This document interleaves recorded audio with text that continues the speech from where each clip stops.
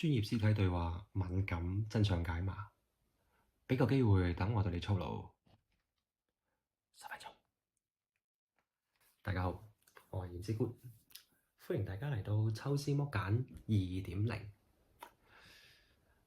唔知你而家身邊係咪都同我一樣呢？越嚟越多人用 AI agent 攞佢嚟寫下 prompt 啦，做下 skill 啦，整下自己嘅自動化嘅工作流啦，甚至發展下自己嘅副業啦，等等都有。係咪覺得自己都升咗呢？但係我想問一句，你嘅人生有冇升到啊？無可否認嘅，識用咗 AI agent 之後呢，做嘢係快手咗嘅，寫嘢係快手咗，剪片係快手咗，計數都快手咗。但係我想問翻同樣3個問題：你有冇賺多咗？你嘅職位有冇升咗？仲有，你有冇離開咗自己原來嘅位置？如果都係冇，咁我最後想問啊，你升咗啲乜撚嘢嚟啊？嗱，你以為你幫自己配咗把武器嚇？以前咧就可能係自己啦嚇，去喐手去 black 去做 Excel，而家咧你就可以去指揮嗰隻 agent，去等佢去幫你 black 做 Excel。但你冇發現其實你都仲係打緊同一份工㗎喎，因為個 Excel 都仲係要交出去俾你老細咯。再有做 sales 嘅就繼續去跑街去揾客，嗰啲做運營嘅就繼續去做數據去做分析，做內容嘅就繼續腦爆，繼續去寫稿。唯獨可能係有一樣嘢唔同嘅啫，就係以前你哋都係慢慢咁樣去體會過程當中嘅辛苦，而家個過程縮短咗啦，你快手咗去體會呢份辛苦，仲要分分鐘係越快越辛苦。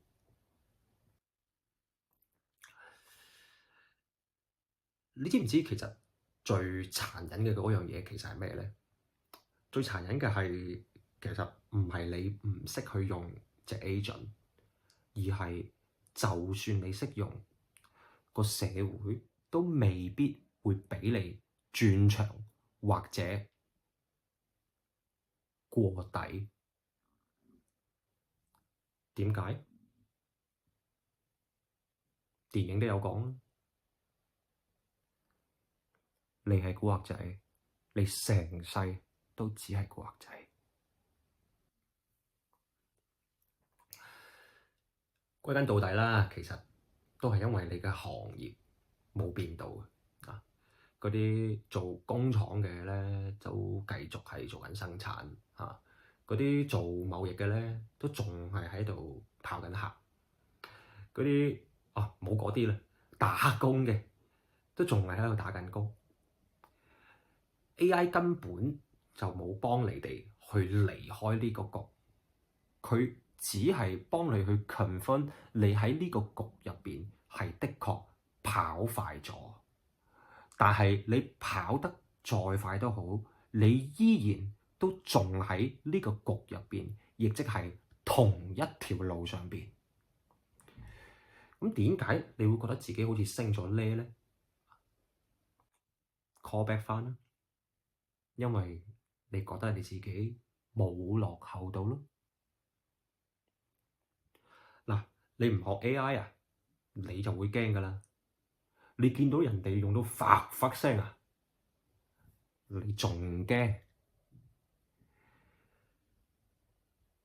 所以你喺個過程當中就會不斷去學，不斷去試，不斷去追，但係你始終都冇問過自己心裏邊一句説話：呢條路呢個局值唔值得我一直去追？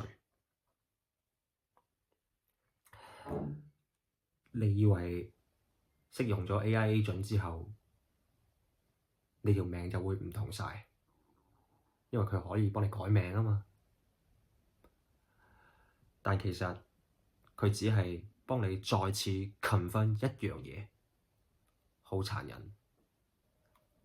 你條命由頭到尾都冇變過。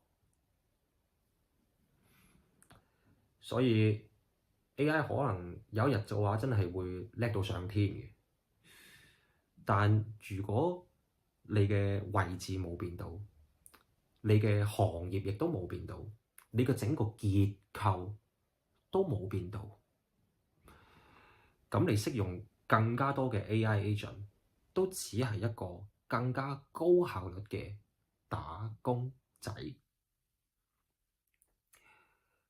所以你而家用 agent，你係覺得自己真係升緊呢啊？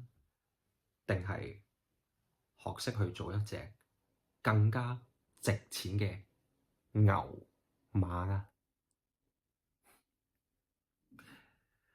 我係驗屍官，呢度係抽絲剝繭2.0 AI 時代，我哋慢慢拆。